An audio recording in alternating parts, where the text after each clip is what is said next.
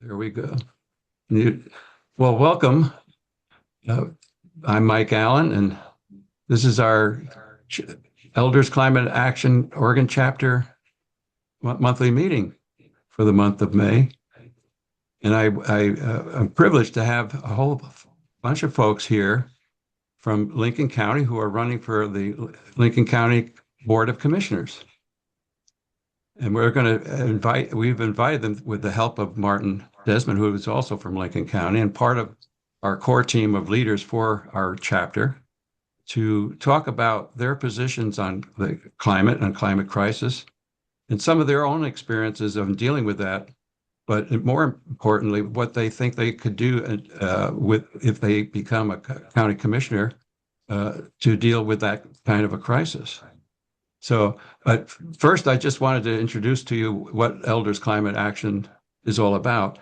It was formed about 10 years ago nationally, even before Third Act, which you're very possibly familiar with, which is another group that Bill McKibben created for elders. The national group has formed about a dozen chapters around the country. And I'd say about 11 years ago, when I first arrived here in Oregon, I discovered them.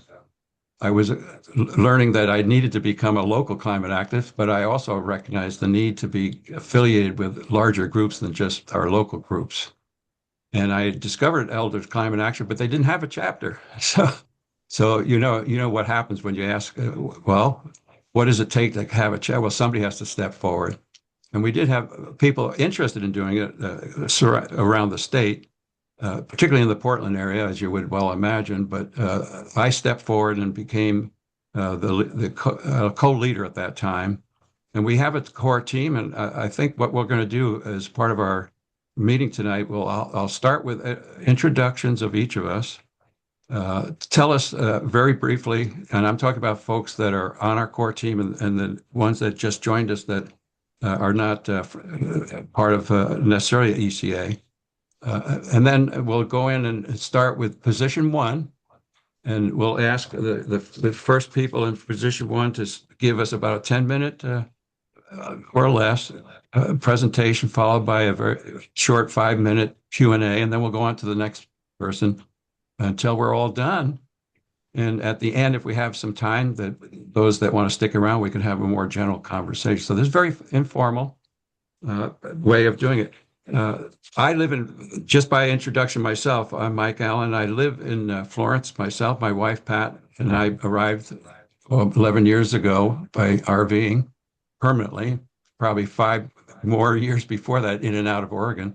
Love it here and want to see it really protected from the ravages of climate change. So I formed actual climate emergency campaign locally, became, as I mentioned, part of the national group and the leader of its chapter. So I'm going to jump to our core team first. And right now we have, I'll start with Martin. Why don't you quickly introduce yourself, Martin?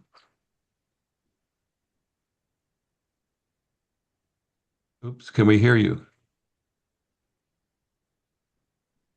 Martin, can you hear us? It's frozen. Yeah, he might be frozen. Well, Martin joined us as part of our core team. He lives in Newport and has been very active in trying to create opportunities for not only the county at the county level, but the various cities to get climate action planning in place. There he is. Are you back, Martin? Uh, well, if you can get back to us later, we'll see. Tom is also on the core team. Introduce yourself, Tom.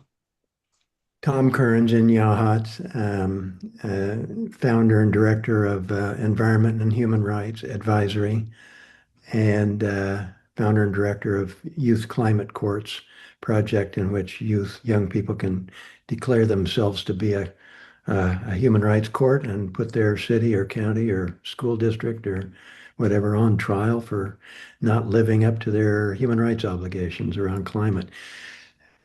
And working also with Mike on the local issues here on the coast. So, and we do have another gentleman that's out in Union City that works with us He's on a hiatus now for a short period of time, and we're always looking for new people to join, not only the members of our chapter, but at the core leaders team level. So I'll jump to Jim. Are you still there? Do I see Yeah, you up there? Yeah. yeah, I'm Why still don't you here. introduce yourself? Can you Gotcha. hear me? Yes. Okay. Yeah, my name is Jim Henry. I live in Florence. Hooked up with Mike a couple of years after we moved to Florence, right after COVID from Portland, Oregon.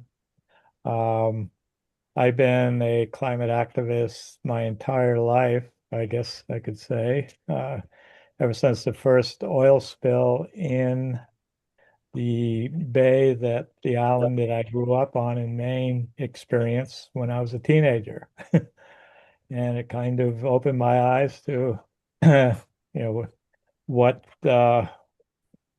what can happen if we're not paying attention to what's going on with the environment, climate, so on and so forth. So Great. haven't given up yet. And then Chris, you came in. Can you introduce yourself? Um, sure. Can you hear me? Yes. Okay. Yeah, I'm just I'm living in Beaverton for 33 years. I'm retired. I'm an emergency responder here. I'm also a master recycler recently with Metro, and I'm just looking for different ways I can help. So I'm mostly here to listen. All right. And Chris, quickly, how did you find out about our Oh, event today? I have a friend in the Bay Area who recommended I get involved. Great. So his name's Murphy, Oh, and yeah. so he's real active, and said you need to do this. I go, oh, okay. Okay. I'm glad you could join us. So here I am. Great. Barb, you're next. Barbara Davis tuning in from Walport. And you're local to Walport. Great. Yep. Local Did you want to add County. any affiliations that are important No, for us to know? Lincoln County Community Rights, and I've been working mostly lately canvassing for the watershed protection measure that is on the ballot in Lane County, a county-wide measure Right. to give all of Lane County's watersheds legal rights. That's what I've been doing lately. Thanks. And this is a beautiful collaboration that Barb has made, and the type of partnerships that we like to create from our elders group. And Marianne, you're next. Thank you. So I'm Marianne Seipert. I am now a community volunteer here in Newport, Oregon, and have a broad background in environmental public health, including climate change work, air quality, water quality, et cetera. And I'm also part of the Elders Climate Action National Climate and Health Team. Mike volunteered me for that. Thank you, Mike. It's been really interesting. Yeah. Thank you. Yeah, that's very true, Marianne, because we can work at the national level as well as locally, and I'm glad you joined them, very much so. Now, did I miss anybody else that I think is on our list here? Martin. And Pat, are you close to it? Oh, you got to move into the light there. That's my wife. Just quick introduction of who you are and what you do. It's on mute. Yeah, unmute though first.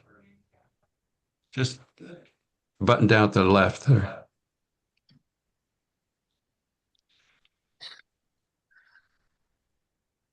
I think she's in the other room. I'll go quick.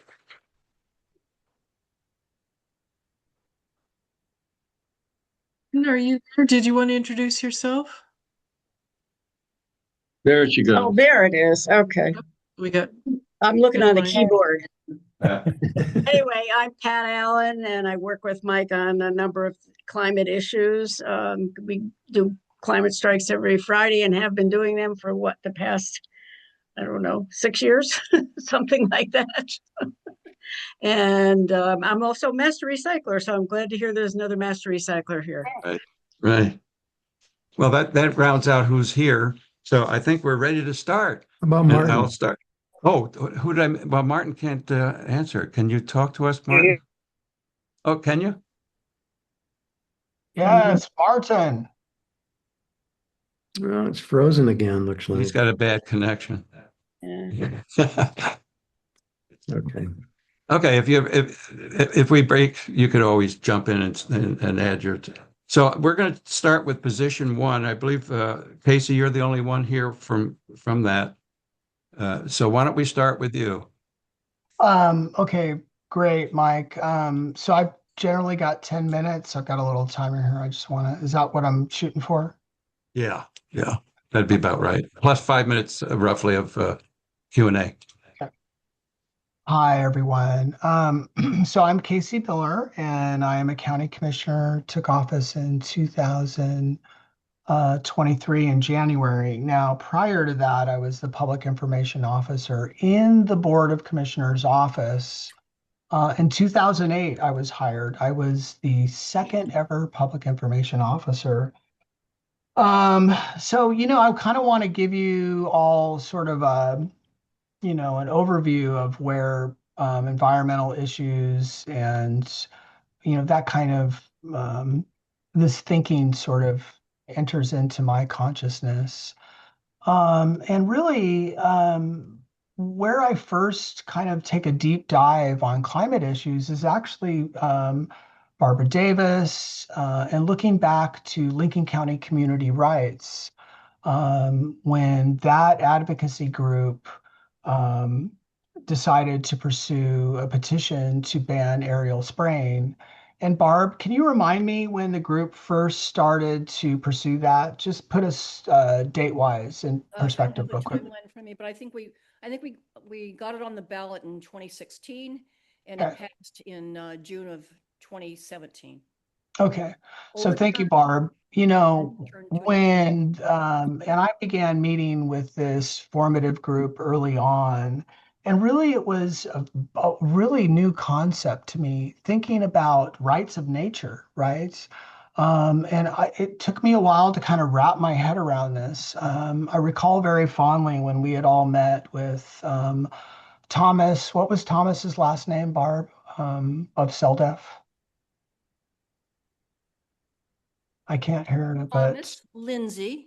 Lindsay, of the Community Environmental Legal Defense Fund. And he really had this innovation idea of like rights of nature, and if we wrap our heads around that, I think even for me, I was like, well, what is like rights of nature?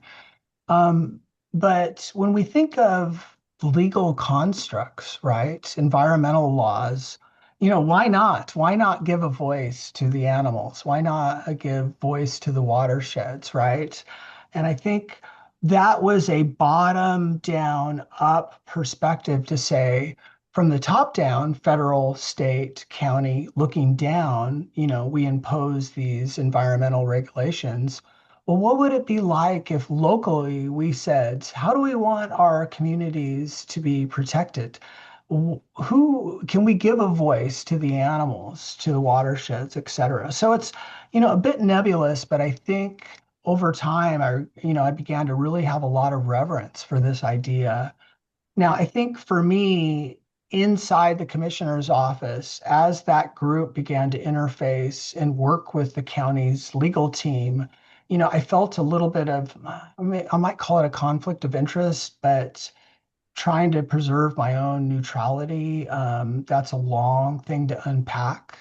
But I kind of stepped away from the group and let them do their thing.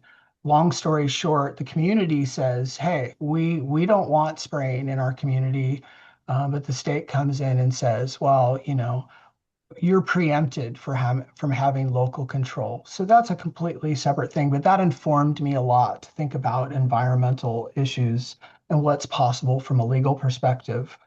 Another thing, and I want to give kudos to Martin Desmond, this individual has been a huge champion for environmental issues in our community. 350, also, I forget the other organization, Martin, but essentially they really pressed on the county commission to create a climate partnership.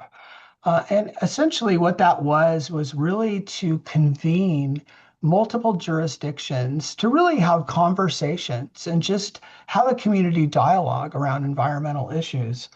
frankly, the commission, the county kind of dropped the ball, didn't really run with it. And as a public information officer, I sort of did my thing to try and bring as much voice as I could to their advocacy. So if we kind of fast forward to as I become a commissioner, one thing, I was endorsed by the League of Conservation Voters. I know they're not endorsing in the primary, but that even that questionnaire process from the conservation voters made me think further about environmental issues. Uh, and as a commissioner, I thought, well, I would like to fulfill our commitment to this climate partnership resolution, which in my mind, in very simple terms, was let's just begin to have a dialogue. Let's show leadership at the county level to show that the county is even aware of environmental issues. And then I was blessed to discover Marianne Seifert, who in public health is, Marianne, remind me, were you part-time FTE? How much time were you allocated for climate work? 0.4 FTE for climate change work. Yes. 0.4. So I'm going to tell you something. This woman shows up in my life, and I'm like, oh my gosh, a staff person to help work on this stuff. She's had so much previous experience. She jumps in, and I really leverage, her as an asset to begin work internally. And what do we begin working on? We begin working on an internal climate action plan, right? And part of the thinking was, well, wait a second, I mean, and this is my contextualization of it, and Marianne, you can push back, but I really felt like that we as an organization needed to demonstrate our leadership towards climate change before we went outward and said, do this, do that. And so, Marianne, I felt like came in, had a staff person to work on this, and we worked just on some really basic things, engaging our staff to say, who's interested? We had a lot of people that were interested. What are basic entry points to begin talking about this? Stories, engaging students, just seeing first who is even like interested in talking about this. And we identified a lot of people. Who were interested. And that is, as a first step, I think is tremendously important, right? So we worked on our internal climate action plan. At some point, our organization shifted its emphasis on the climate. Marianne, shifted roles and decided, I think, because she wasn't doing the climate work to, do other things. But if I can wrap this up with 3 minutes left, is that where we were last left was we had created a climate action plan. We had yet to really fulfill that. I think Marianne and myself, we all presented and said we're close, and we sort of it just kind of dissipated, if you will. But I would say, as a county commissioner, and what I hope for our whole organization is that we fulfill that objective, but also that we just bring within our internal sphere the importance of climate work. Now, within public health, I think the ship has already sailed long ago. Like, I think the state has recognized that this has been a priority. And, frankly, Lincoln County is long overdue to really maybe on some levels engage on the issue. I think we're actively in mitigation right now, for example. So, if anything, what we can do is work on our climate action plan, and then we can just recognize that it is happening. Like it's not, we're in the middle of it, literally. And what's amazing to me is, talking to some community members, even just recently, it's like, I had somebody send me an email from Fox News referring to the New York Times saying, New York Times even is saying, nobody's interested in this stuff. And it's like, oh no, we're interested.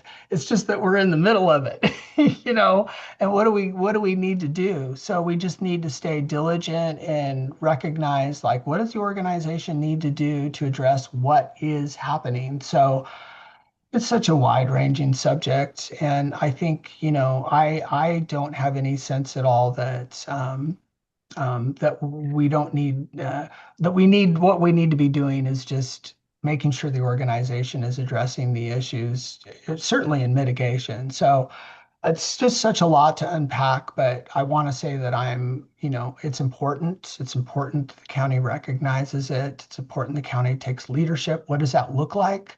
I think with new leadership, we can redefine that and we need to talk about it.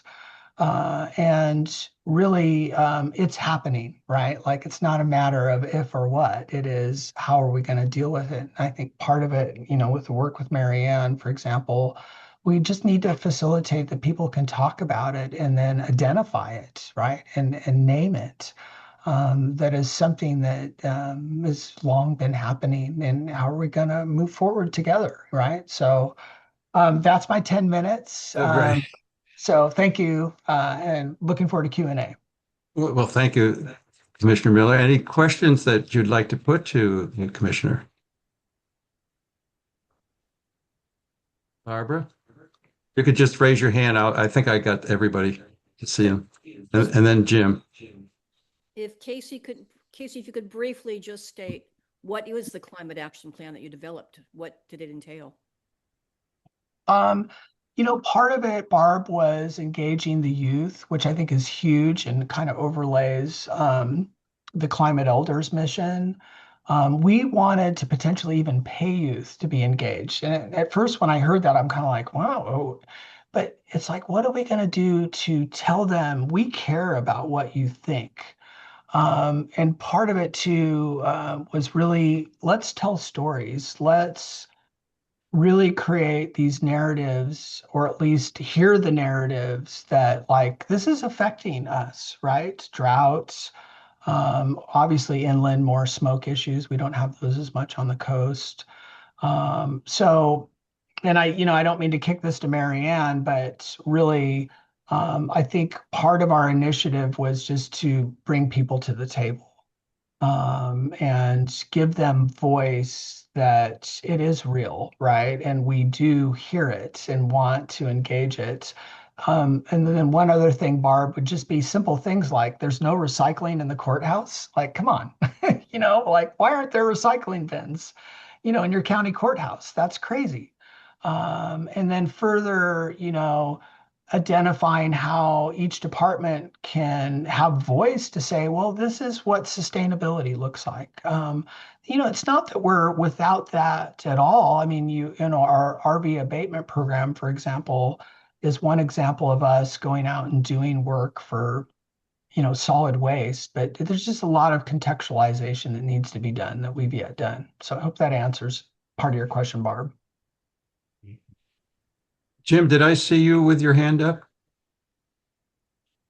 Oh, you're muted. Jim, you're still muted. Yeah, get her unmuted there, Jim. There you go. Yeah, There you there we go. go. Can you hear me now? Yeah. Yes. I have a question. Are you familiar with the Lane County Climate Action Plan? A little bit. Yeah. Jim, I jumped in on a meeting a number of months ago, around watershed protection, I think. Is that Right. what you're referring to? No, well, they Oh, have a comprehensive plan. It's actually they developed it in 3 stages. And okay. of course, Lane County has the city of Eugene in it. And, otherwise, I don't think that it would have been on the radar uh, because we are a pretty rural area. But we are fortunate to have Eugene, and it's worth checking out. You can just go to their website and view the whole thing. It's pretty comprehensive. Mm, So rather than reinventing the yeah. wheel, you can get a lot of information out of. Um, Yeah. Excellent, Jim. I think if we can steal from something that already is like taking the ball and run, like let's do it. yeah. Any other questions? One last? Yeah, Jim? Yeah, how long have you been in, yeah, I was asking Casey how long he's been in Lincoln County and uh, as a resident and Yeah. participating. Yeah. Jim, I was born in Newport in 1970. My mom's side was from Toledo. My dad's side was from Newport. I really came back to Newport in around 2000, or I'm sorry, 1997, and have been here ever since. Hmm. So yeah, go back quite a ways. And you know, um, I would say, it's interesting. It takes time to sort of really learn about various things like our tide gates, even, there's so many Exactly. elements in our. Hmm. Yeah, I'm a commercial fisherman. I fished out of Mm, Newport for a couple of years on Berry Fisher's trawlers there. Um, Also, I had worked as an environmental activist for Greenpeace and uh, several other smaller organizations. And one of the things that we focused on way back in the late 70s, early 80s was spraying, obviously, since it was a big thing with Rachel Carson. I mean, this what yeah, created the Silent Spring. But, the LC River Valley was one of the focal points, and there was a community organization. Barbara, I don't know if you're familiar with those folks, but it was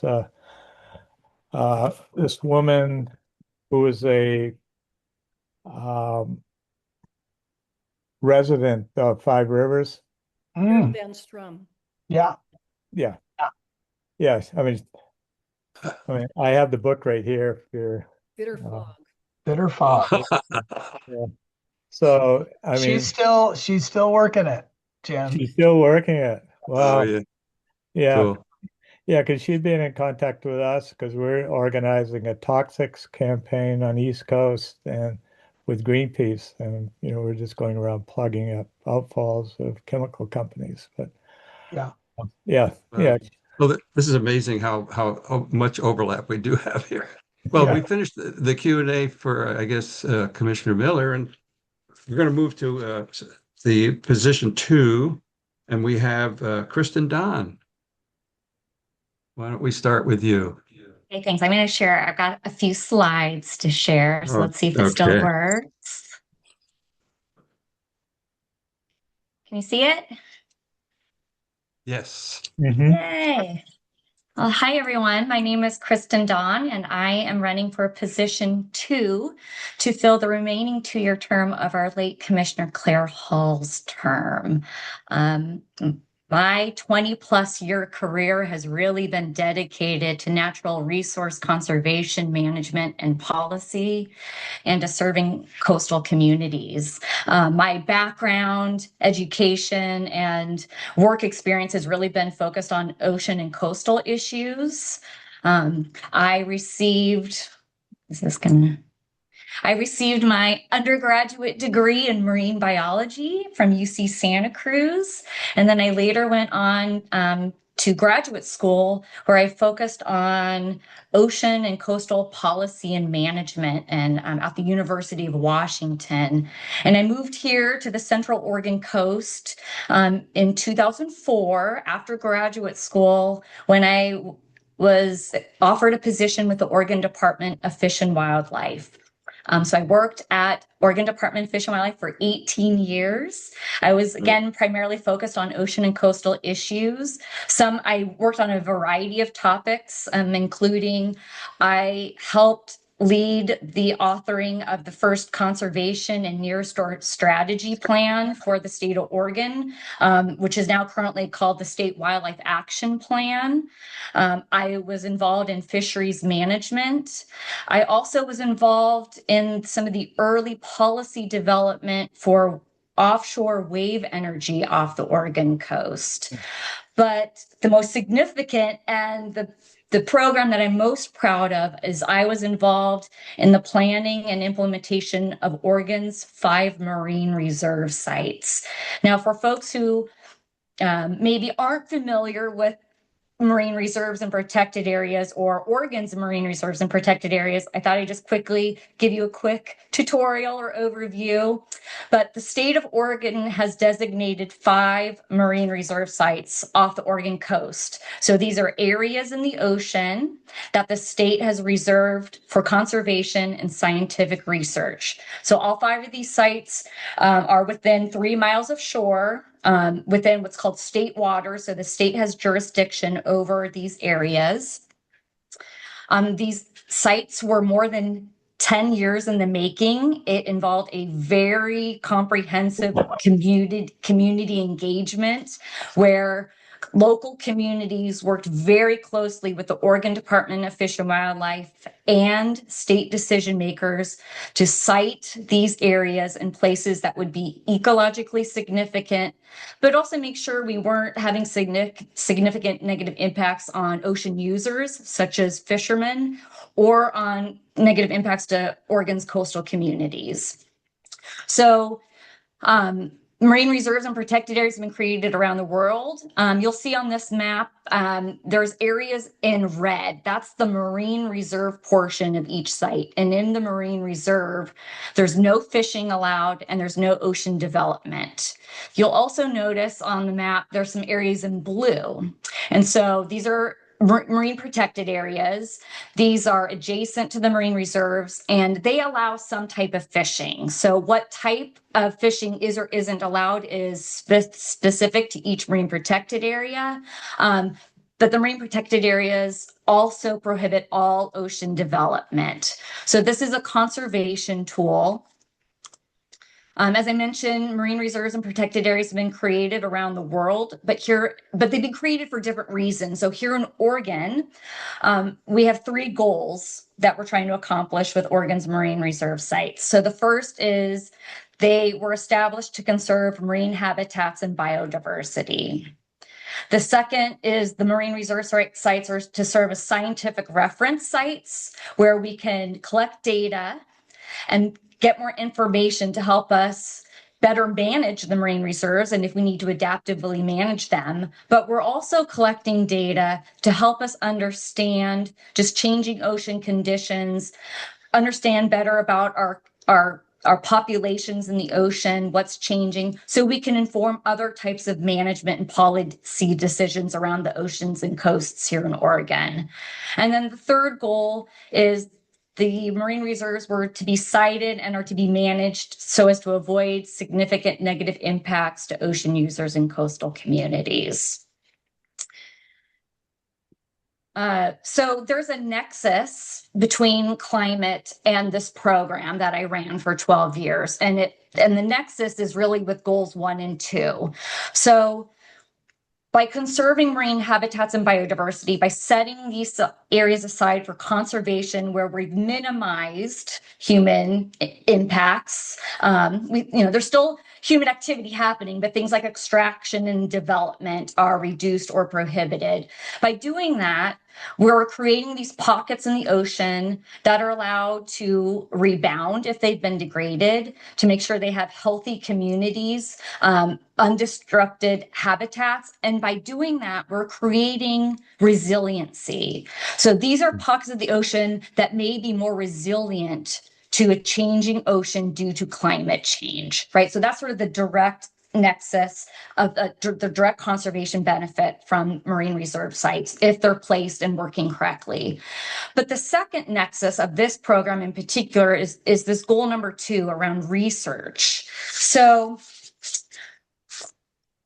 we designed our monitoring program in order to be able to track changes occurring in Oregon's ocean over time, to understand if, how, and where Oregon's ocean is changing, and if it's changing just because of natural fluctuations, or if they're becoming permanent changes due to a changing climate.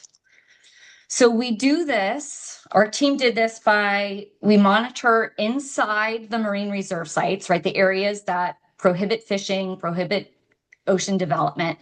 And then we also monitor outside of the marine reserves where fishing activities still occur.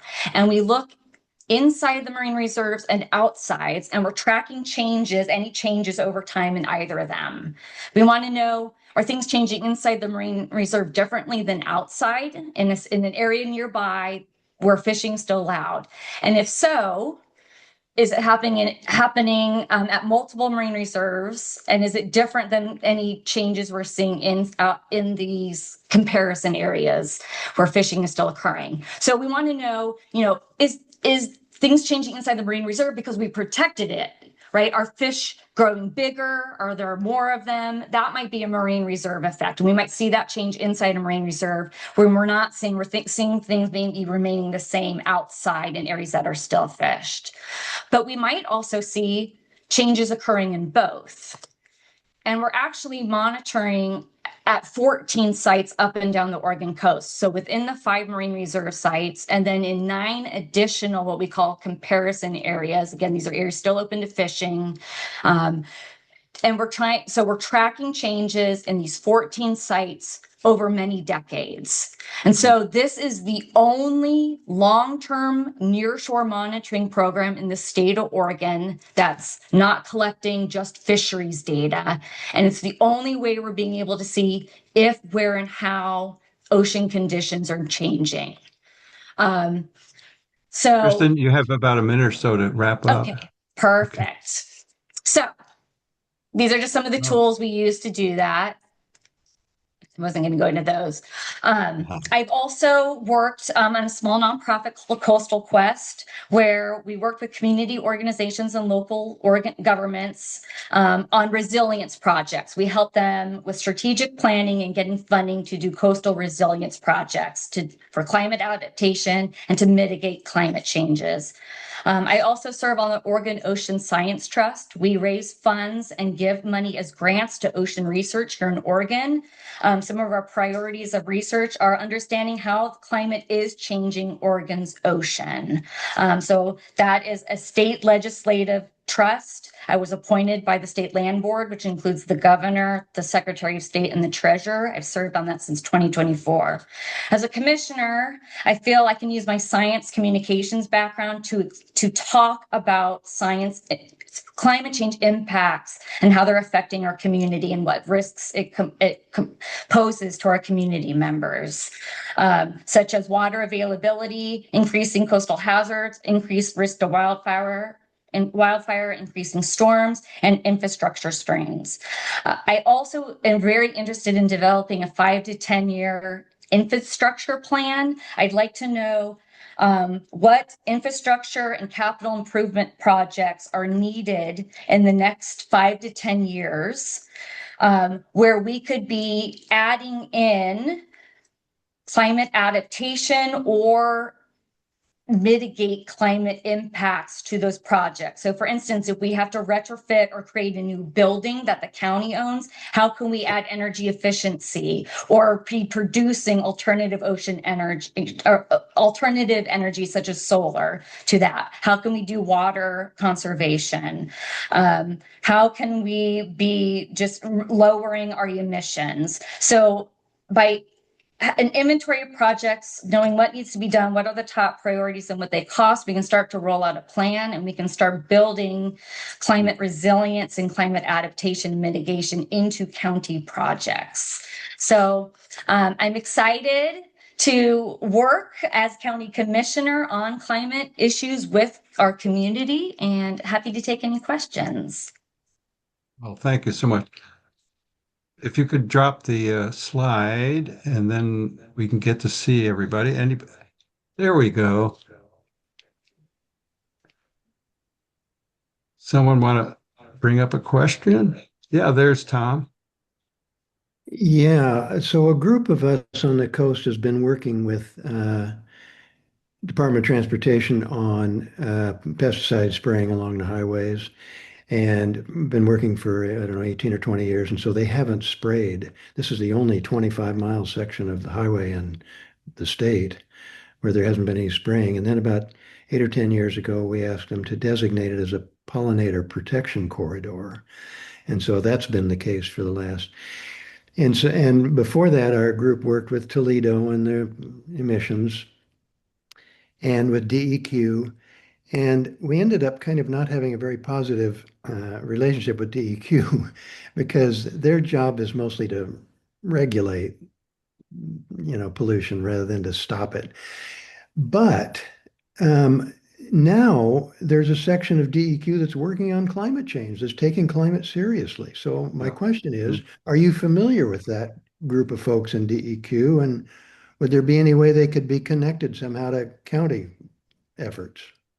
Sure. Yes, I am familiar with the efforts of DEQ. I've worked with many, many state agencies on natural resource issues, and there is the governor and the legislature passed the Working Lands and Natural Spaces legislation, which is helping fund some of this work in agencies.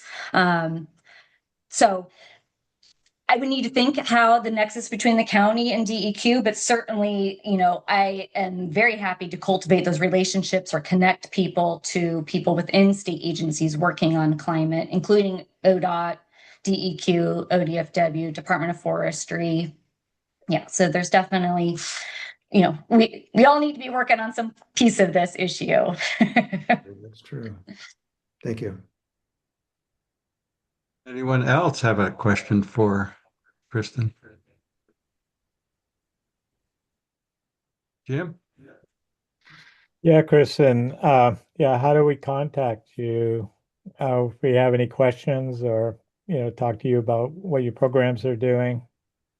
Sure. So you want my email address? I could Sure. drop it in the chat. Is that the Yeah, best? put it in the chat. That would be All great. right. Mike, there's a question from Martin for Kristen. Oh, Would you like in the is that chat? in the? Yeah, I haven't been. Yeah, can you read it for us, Marion? Sure. Martins asks, hi, Kristen, how would you re-energize the Lincoln County Public-Private Climate Partnership that was approved several years ago? Sure. So I have looked at the plan, the draft recommendations, and again, I'm very interested in focusing on what the county specifically can do. But I think that partnership and some of their initial recommendations can help inform things that the county might prioritize. And then I think there is a role where a commissioner could help reconvene the group to start talking again about these issues, what other groups might be able to take on parts of it, such as watershed councils, land trusts, counties, cities, right? So I think, again, I am interested in what can the county do and have jurisdiction over, and we might be able to get the ball rolling. But I think the larger conversation, and certainly commissioners as a convener and a convening role, is one of their main functions. So I would be happy to be that if that was asked of me, or find someone who could maybe help reinvigorate that conversation. Wonderful. Great. Well, we'll have a chance to come back after everybody's done if there's any follow-up discussion. But why don't we start with Marcy? You're also for seat number 2, correct? Yes, I You have am. you have the chair. All right. Well, thank you. I appreciate the opportunity to talk to y'all tonight. I've always been very passionate about the environment and our human impacts on it. I've been a donor to Environment Oregon since I was in college and got stopped every block going through campus to ask to donate money. And I decided, well, I got to pick something so I can tell all these people, well, I already donate to something. And so the environment was an easy choice. Personally, I live a low waste lifestyle. I live chemical free, very anti-pesticide spraying, any of that. I, choose natural fibers. I think none of this happens on accident, right? All of our choices matter. And something I've learned through my journey of learning real ways we can lessen our impact on the environment is that the most drastic changes don't have the largest impact. It's really smaller numbers of small decisions that are made on an ongoing basis that have the greatest impact overall. I think of community as a place and its inhabitants, and that includes all the animals, wildlife, water, plants, people, buildings, infrastructure, all of it. That all makes a community. And I think that good governance is, on some level, inseparable from stewardship, and it's stewardship of all of those things. Pretty much everything we do in government, I feel, touches the environment. So having been, I'm a Lincoln City councilor, and have been involved in a lot of different things that specifically are environmental. But like I said, it for me feels like everything we do, we want to have that lens, right? It's not one policy that you can really adopt. I got so excited about our climate action plan finally coming back before the council that we did not quite adopt it yet. It sat for a year because we had transition of our city manager position, and sometimes things, we end up with extra meetings, and this was one of those things that fell on the back burner. I kept asking about when are we going to see it. But once we looked at it, turns out there was some info regarding our hazard mitigation plan addendum that is the addendum on the county hazard mitigation plan. We had updated that since the climate action plan was written, and so there were some data updates needed, and so we unanimously asked for those to come back, and very excited to adopt that plan. It really went over, carbon output, and had a bunch of actions, mentions all the other plans, ties things together. And so that was just one thing, though, as a counselor that I've been a part of. My first year on the council, I attended the Association of Oregon Recyclers Conference, just because I'm so passionate about recycling and conservation. And was able to learn a lot there, and learn about how DEQ impacts composting in Oregon, challenges that our waste folks have with compost, and the differences between how Oregon composts in California and compostable products. Well, I also own a restaurant, and one of my restaurants was a green certified restaurant. So we actually took out 1 bag of trash per week. The company that was a third-party certification company that I opted to support through gaining a certification for my restaurant looked at 6 different factors, and it included water and waste and energy, every different component you could think of. And I learned a lot through that process. And probably the biggest thing that I learned is that sustainability often aligns with cost saving.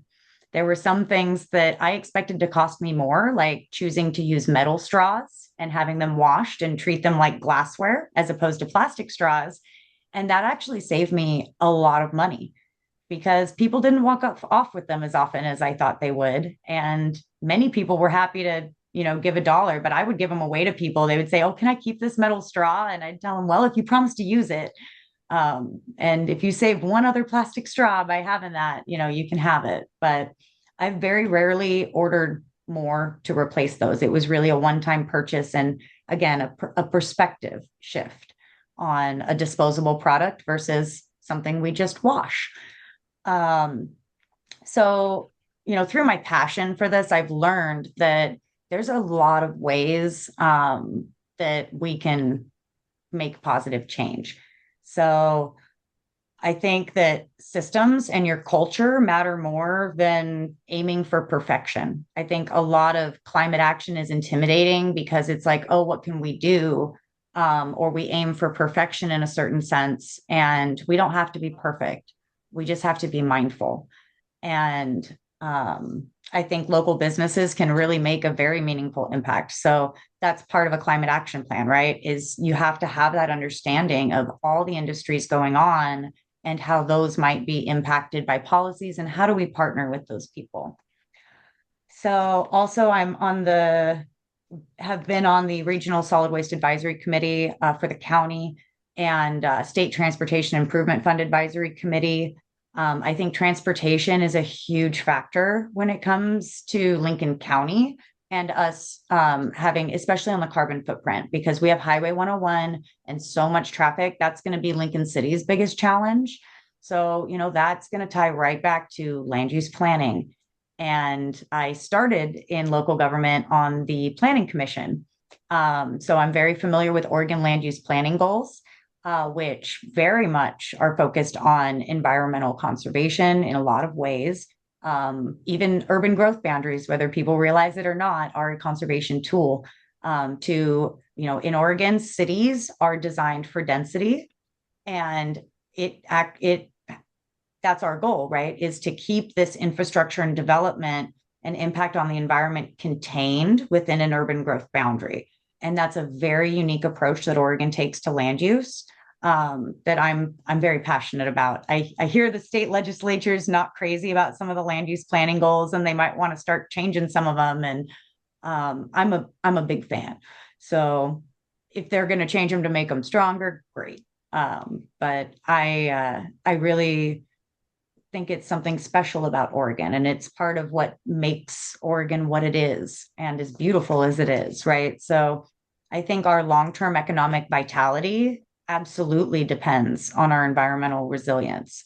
So, I had a local here that used to come into my restaurant and tell me all the time, it's the golden egg is our environment. We can't forget that. We have to take care of it.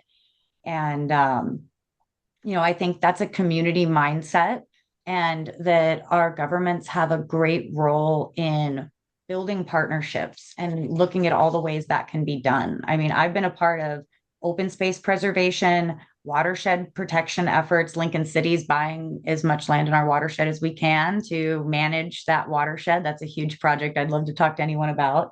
Lighting ordinances, water conservation, changing water rates. I've been advocating for rates that lower the base amount of water and then find out where our top 10% users are. And this is a way that short-term rentals that have a huge impact on our infrastructure can actually be paying their fair share, and locals who want to save water can actually save money on their water bill if they want to. I believe mathematically there's a balance there, and Lincoln City's looking at it. So, we have a dredging project at Dee River that involves multiple state agencies that I hear they're going to maybe have their permits soon. That impacts flooding in that whole neighborhood with the canals. Like I said, we did the natural hazard mitigation plan update, providing tools for landlords, doing wetland delineations. We have pollinator parks. The Siletz Bay management plan needs updated, like the Yaquina Bay management plan got done.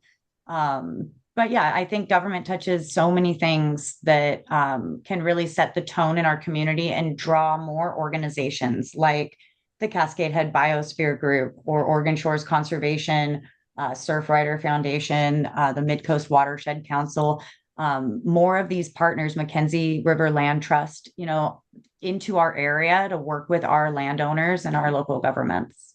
I think I'm about 10 minutes. So, yes. Well, great. Are you ready for questions and answer? I sure am. Yeah, I could talk about this stuff forever. So happy to answer any questions.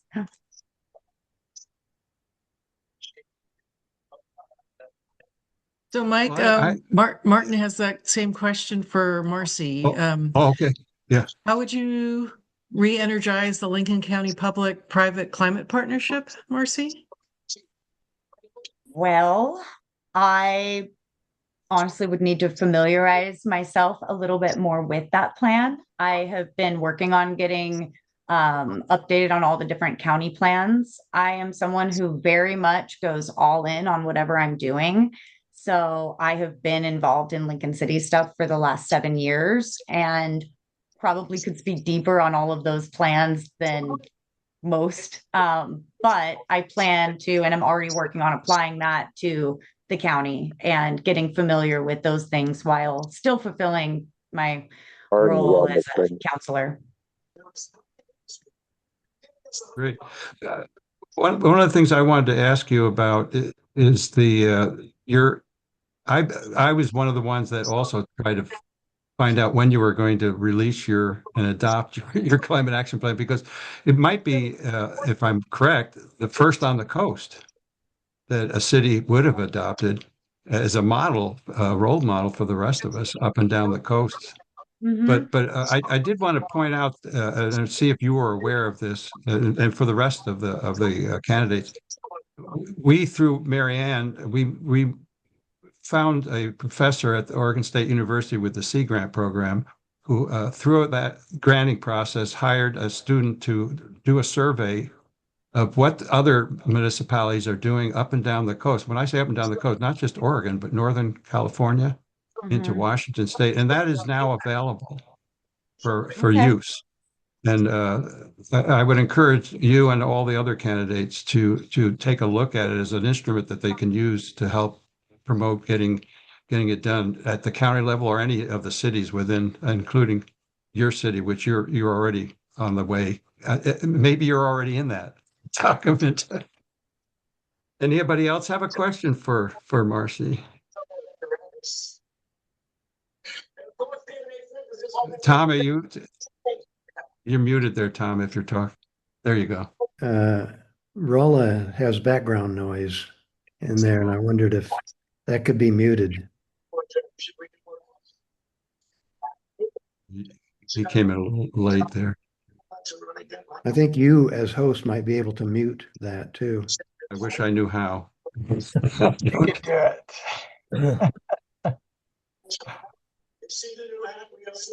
By the way, Marcy, anybody else have a question while we're waiting on that? I do real fast. Sure. Mike, Marcy, Lincoln City did approve your climate action plan, right? Just recently? Well, I not quite, almost. Oh, So I got so excited about it. I believe I might have told a few people that we were about to adopt it, or we did adopt it. And in going back and reviewing the minutes, there were those minor changes on the natural hazard mitigation. So hopefully at a next meeting, it could happen any day. So, it looks like it's a done deal. Yeah. Okay. Yeah. Good. Thank you. That's good to hear. Yeah, I it did definitely figure has a out lot how of to, support. yeah. I did figure out how to mute Rolla. So if he wants to come on board later, thank you. Well, good. I guess we're at our last candidate. So this is position 3. Walter, Chuck, would you like to start with your presentation? Sure. I don't have any slides. I'm just going to be speaking from some notes here. So I'm Walter Chuck. I'm the current county commissioner for position 3, and I'm running for re-election. Before that, I was a port commissioner for 14 years and worked for 15 years as a water plant operator for 3 small water districts north of Newport. I've been a Licking County resident for over 23 years. I've been worked on environmental issues here on the coast for over 20 years. And since I was young, I think the first thing that I did was wrote a letter to the Reagan administration to help turn some of the Trinity Alps wilderness area into wilderness. There was a parcel that was up for sale. Myself and all of the kids that went to summer camp, the director was a lobbyist for the Sierra Club, so he had us all write letters and read them on the floor of the House.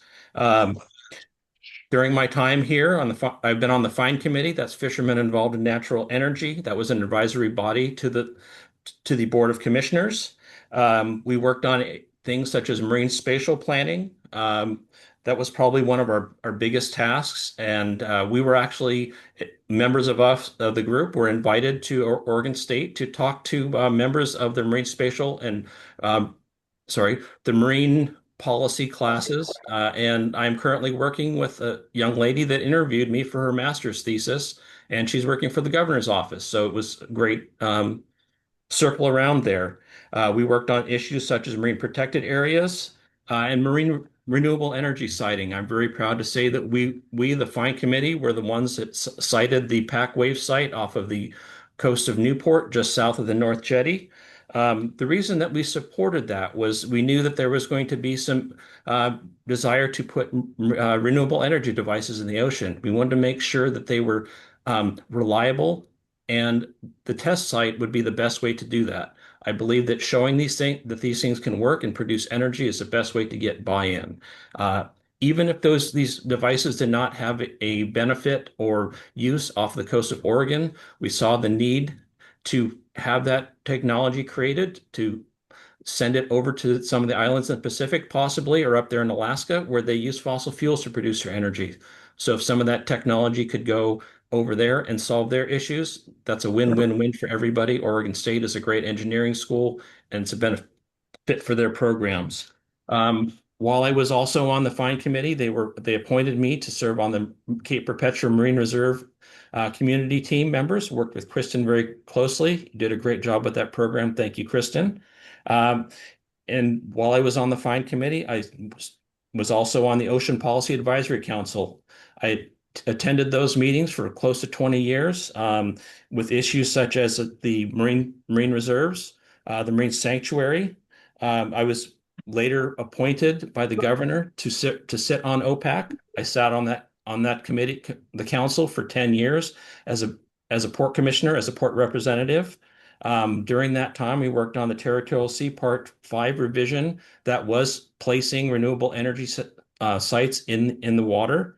The Rocky Shores Management Plan, that was while I was the chair. I worked on that with the co-chair, with Charlie Plybon of Surfrider. That was to protect the Rocky Shores habitat.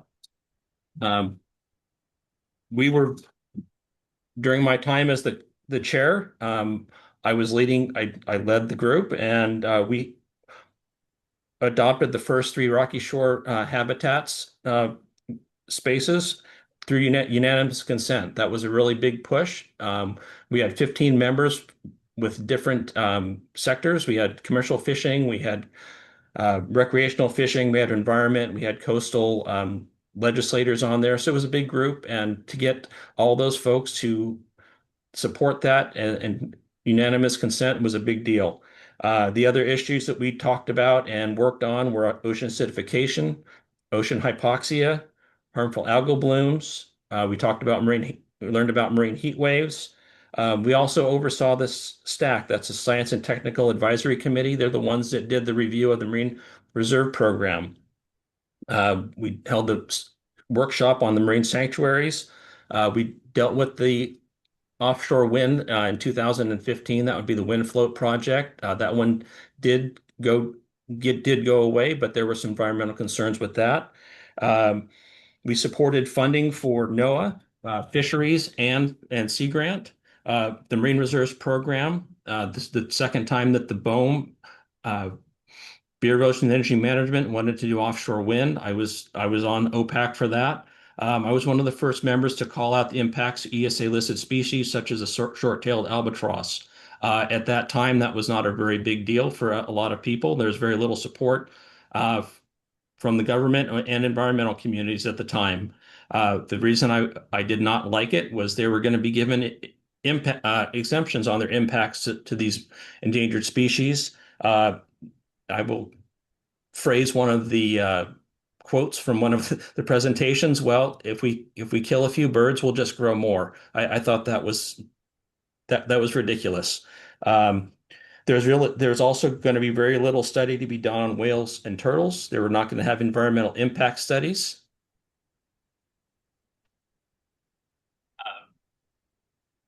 And the other thing was the process was to build and then determine the impacts. It was fueled by a lot of government contracts, and the cost of these devices was never really given, and the size of them was immense. It was going to take up a lot of ocean space. During my time on the Port Commission for 14 years, that got me on OPAC. You had to have that position, so that's what got me on there, and that's one of the reasons I became a port commissioner.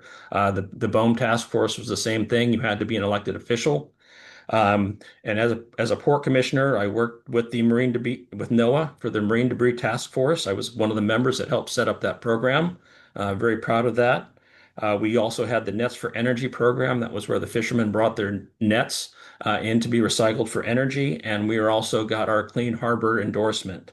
I've worked with ODFW for over 20 years as a sport fish advisor. Did such things as season closures due to quota impacts. It's not a very popular thing to be done, but it was very important, as I saw as a fisherman, to saying that, we're getting too close, we need to stop. I got some heat from that, but it was really rewarding to be able to support ODFW in that measure, and also worked on season setting. I was part of their pit tagging program. That was a population study. They also got barotrauma information and also gear study to reduce impacts on other low numbered species such as yellow eye. I attend SAFE meetings. That's a science and fisheries exchange that's been set up 15 years ago. I've been going for about 10 years. That is where we have people from the local government and fisheries sit down with science from OSU, NOAA, and all over the state. We talk about climate change, sea otter introduction, once again, ocean acidification, hypoxia, harmful algal blooms, marine heat waves, and the effects of climate change on our Pacific Decadal Oscillation. I sit on the Pacific States Marine Fisheries Commission, where we do a lot of these same things. The other part as we do is we work on invasive species programs. Worked on cameras on vessels for bycatch monitoring, better observing. A lot of ocean experience for myself. Terrestrially, I've worked on habitat projects through hunting and fishing and other different conservation groups, such as juniper eradications in the mountains in the high desert, to reduce the amount of water that is being taken out of the ground. Junipers are a native species, but due to the fire practices of the past, they have actually become an invasive native species. A 24-inch juniper will drink about 30 gallons of water a day, and out there in the desert, that's a lot. We've seen a return of habitat to native grasses in some of those projects, sagebrush, bitterbrush, rabbit brush, but we've put water guzzlers out there for habitat for native species. I've done riparian projects in national wildlife refuges from Humboldt Bay to Malheur to over here on the Oregon coast. Done bird studies, red band trout tagging for population and migration. My work as a water plant operator for 15 years. I saw firsthand the changing conditions in our water here on the coast. Very important. Number one for me is conservation and also new infrastructure. Less water leaks is a big deal. We produce a lot of water that does not make it into the houses. One area that I was working on, we got new infrastructure, started repairing leaks, and our production went down 30%. So that's a lot of water that's being taken out of our streams that could be kept in there. So as a county commissioner, all of those above, I've been working on water policy, wastewater treatment plant issues, Depot Bay and Glendian Beach. I've been trying to facilitate that to get that worked on. We do not need we need to make sure that what is going out into the ocean is as clean as possible. As a county commissioner, we cannot purchase these things, but what I can do is I can bring the agencies to the table, bring funding mechanisms, and try and get them together and work on these issues. As far as things we can do for the as a commissioner, promote solar and also storage, terrestrial wind. I'm also a big supporter and work with Jim King over there at Central Coast Food Web. I'm really excited with their 100% fish program. Some of the species we only use 40 to 50%. That other 50% is going somewhere else. A lot of times in non-money making things, we can do a lot better with the fish waste. We were able to get some ARPA funds before I was a commissioner, we replaced a lot of septic systems. We have a lot of septic systems on our river. I think if we can work on getting those repaired, find a way to replace those. Um, Working with the state and federal on funding for some of these infrastructure projects. I work up with our solid waste coordinator, working on that. Uh, Today, I was talking with the Mid-Coast Watershed Conservation, sorry, Mid-Coast Water Conservation Consortium. Those are the water providers for the municipalities. They're going to be putting out some information on water conservation. We are going to be facing some drought conditions, 15-year lows, um, probably some of the lowest water conditions we've seen ever. And so we need to start it's education now. Conservation works really well, but I think what we can do to make some changes is educate people and work on conservation. Um, like I said, the consortium is going to be putting out some materials. I have paired them with our solid waste coordinator, so they're going to coordinate with them to get more information out on how to better recycle, how to do better, reduce the waste being sent over to our solid waste facility over in Coffin Butte. Um, I work closely with the Mid-Coast Watershed Council, the Soil and Water Conservation Districts. Alan Fujishin does a lot of water projects here. I've been working with him for a long time on these things. I think as a commissioner, you need to be involved with these people and keep these conversations ongoing. It should not be once in a while. They should be able to have access to you, and I do keep in contact with them. Um, just going forward, I would just like to say climate change is a big issue, and I think we do need to address it. But as a county commissioner, I choose to look at it as a practical matter. I like to make the change where we can, see the places where we can do that. Little incremental things do make a difference, such as education, working on infrastructure, and getting the education out to these people. And I know that you can make a difference, and to make it happen by making a positive contribution. So thank you. Well, thank you for that, Commissioner Chuck. Questions? Sure. Who's got their hand up there? I didn't. Oh, Tom. And then we did have one from Martin too. Go ahead, Tom. Okay. That's very impressive, Walter. Thank you for that. One of the things I've been working on environmental stuff for 30 years. And one of the things I've noticed is that climate is a different thing in a way than environmental things. I've known environmental people who are very engaged in environmental stuff, but don't take climate that seriously. And one of the problems, of course, is that climate change is a wicked problem. A wicked problem is one that affects absolutely everything. And that any solution you try to propose for it is going to have both positive and negative consequences in various areas. So it's a wicked problem, and that's why one of the reasons I think people don't talk about it much. It's easier to talk about environmental specifics, and it's going to take all those environmental specifics. But I think one of the things with a wicked problem like climate change is you just have to say climate change a lot. You just have to make it an issue out loud.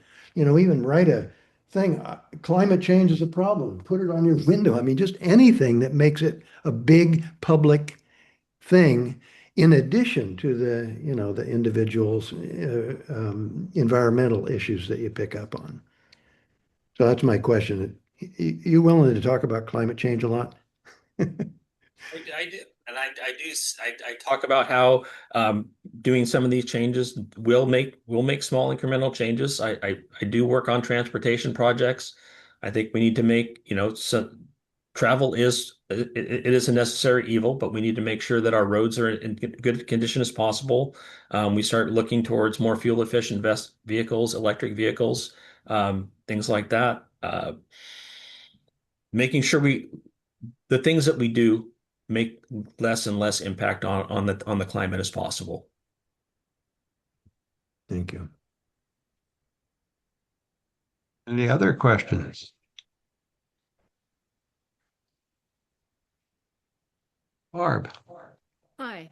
This is a question for the existing commissioners and all the candidates. I realize that each municipality has its own water treatment district and policy. And I know that at a county level, you don't have control of all the different water districts. But if you did, there were a way legally for the county to mandate water restricting in all the municipalities, would you be in favor of that? And do you think that could be done? And that's my question for all of you. Thank you. I'll take a shot at this just to get us going. You Okay. know, Barb, a lot of water rights usage is mandated from the state down, right? So similar to what you've encountered in your own advocacy work in regard to what the counties can do, we really, you know, for better or worse, are put in a situation where we need to recognize those state mandates around those water rights as they unfold. Commissioner Chuck, for example, and the previous year, um, and I worked on looking at those water rights, right? Like, and where can we listen to where those state triages are? So I think absolutely we want to do whatever we can for local control, but at the same time, we need to recognize where the state tells us where those water rights, um, guide us for better or worse and tie our hands, if you will.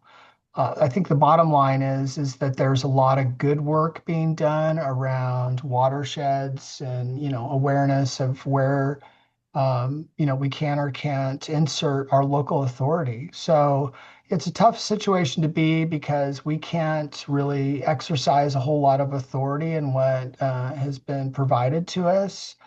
But I think there is at least local work being done to identify where the state gets it right and where the state doesn't get it right, and how we can say, hey, wait a second, that doesn't fit into what we need here. So there's a lot of coordination being done there, Barb. But again, sometimes local regulation is not always facilitated by what the state thinks we should do. I hope that kind of answered the question. Any others that would like, Kristen? Sure.